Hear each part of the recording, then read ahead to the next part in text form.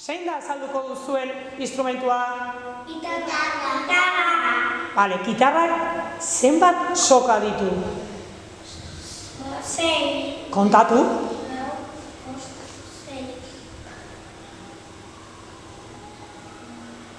Eta gitarrak jartzen ditugun soka tokia nola deitzen da?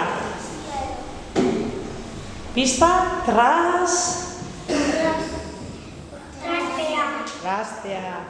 Eta gitarraren beko zatiari?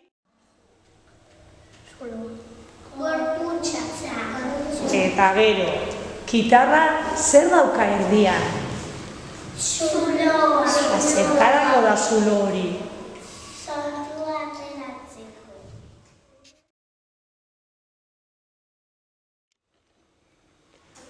Zein da azalduko duzuen instrumentua? Gitarra elektrikoa. Bale, gitarra elektrikoa zenbat soka ditu? 6. Kontatu? 6. Bale, eta sokak doan tokia nola doitzen diogu? Trastea. Eta gitarraren beko zatiari nola deitzen diogu? Gorputza. Bale, eta gorputzean gitarra elektrikoa zulorik aldu? Ez. Eta soinua nondik ateratzen da? Zuloa. Baina ez da zulo. Orduan zer jartzen diogu? Kablea.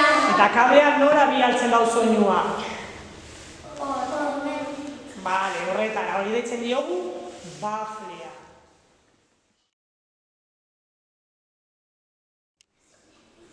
Zein da azalduko duzuen instrumentua? Ukelelea.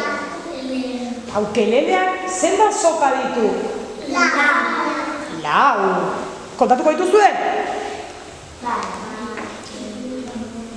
Oso ondo. Eta nola deitzen da ukelelean sokak jartzen dugun tokia? Trastea. Eta ukelelearen beko zatiari forma hori daukana nola deitzen jako? Markatu, non dago gorputza? Markatu. Beran, eta gorputzean zer dauka ukelele? Lotxoa, eta zertarako balio duzu lotxoa?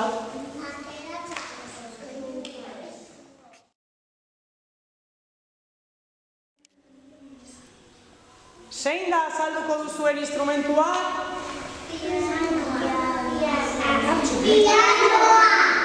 Pianoa zerekin jotzen dugu? Eskuekin. Eta zeri emoten diogu kolpe? Teklari.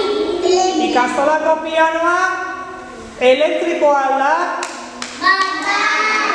baina beste pianoak, benetakoak, zer dauki barrutik? Soka. Bale. Joko duzue pizkatxoa? Jo.